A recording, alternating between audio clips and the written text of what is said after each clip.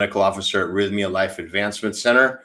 I have a doctorate in psychology and a master's in public health. I'm from Los Angeles, California, and I went to UCLA for my master's, and I managed a bunch of facilities in LA, drug rehabs, worked at psychiatric locked hospital units, had private practice, working therapeutically with people with trauma, people with sexual abuse, people with acute psychiatric conditions, people with personality disorders, and also people with addictions to drugs and alcohol, but also to behaviors such as gambling and sex addiction and other addictions, behavioral addictions.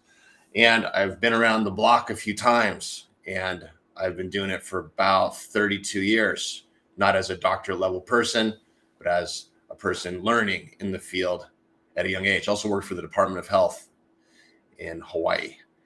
Hawaii ne, aloha, all my Kamaina friends. So what are we doing down here in Costa Rica? Why am I here? I'll tell you why. Because I got sick of treating symptoms with people. And I got sick of seeing my patients hitting a dead end with their process, whether it was mental health issues of anxiety or depression, or even psychosis, or whether it was addiction and they were relapsing constantly and going to multiple rehabs over and over and over and over and coming out and relapsing and nothing changing, or whether it was just, people going through difficult things in life, couples therapy, different types of therapies to help people sort of get through the challenges they were facing.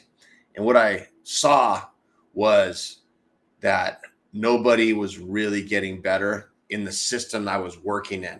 Now, of course, there was occasionally people that would break out of that system and thrive and do well. But overall, it wasn't something that I saw in the majority case. So I was disillusioned with the Western mental health model. Now, there's lots of good things about the Western mental health medical model. Amazing things, breakthrough technologies and amazing stuff. So it's not black and white. I'm not against 100% the system. But what I have seen myself and lived through tons of years of graduate school and training, also tons of practical experience working with people and working individually and in groups and in couples and in running facilities, is that the people are not given the tools necessary to succeed. And the reason for that isn't because there's some sort of evil empire trying to keep everybody down. I don't believe in that. Some people do. That's fine. Maybe that's true. I don't know. But that's not something I can address. I can address the system that I was in.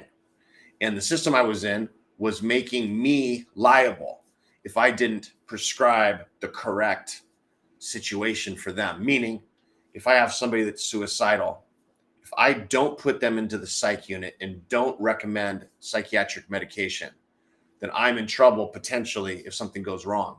So I always would do this. I would always follow through with what I was supposed to do. And I would always work collaboratively with the MD psychiatrists who were doing the prescribing. And I met a lot of really great psychiatrists, amazing ones, as a matter of fact. Very good, very skilled. However, being medicated is just one step for some people. It's not the whole answer. And what's supposed to happen is on meds, people are supposed to go and do therapy and they're supposed to work on things and use it as like a foothold to improve their life. And that's not what was happening. Now, there's compliance issues with the guests or with the people themselves, the patients. There's economic issues. If there's mental health issues, it's hard to show up to therapy every week because maybe they don't have the money to come. Maybe they live in a group home. Who knows? There's a million reasons. But what I was becoming disillusioned with was the sort of dead end career sort of path I was on. I wasn't okay with the status quo. I always like to look at alternative things that would be helpful for people to become happy and successful. So what I was able to almost stumble upon was plant medicine as an option. And it's not for everybody, but it is for people that qualify medically, psychiatrically, and that have the desire. And it's a beautiful tool of many tools that exist in the world to help people overcome their problems, to help them get clarity and get plugged into themselves and be empowered. Today, I taught a class to the alumni that are here this week. We have a lot of people that return as guests because they love the program. They want to go deeper with their own process, or they have like a reunion. So it's really fun to see all the alumni come back.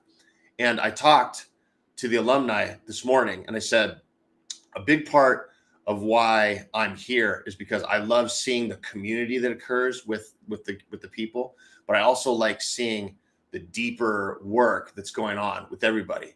And, you know, being a part of Rythmia is such a rewarding experience because people are empowered to do the work themselves. And that's what I was really hitting home with the alumni today, this morning, was this is about self-empowerment. This is about clarity. This is about doing the work yourself. And a lot of us are afraid to do the work ourselves because we've always been told that we're not qualified to. We don't know what to do. We don't have the degrees and the background and the expertise. Well, you do have your own life. You do have your own intuition. You do have your own spiritual / emotional self. And those are compasses for you to guide you. And if you listen to those things, then they can help you become healthy and become connected.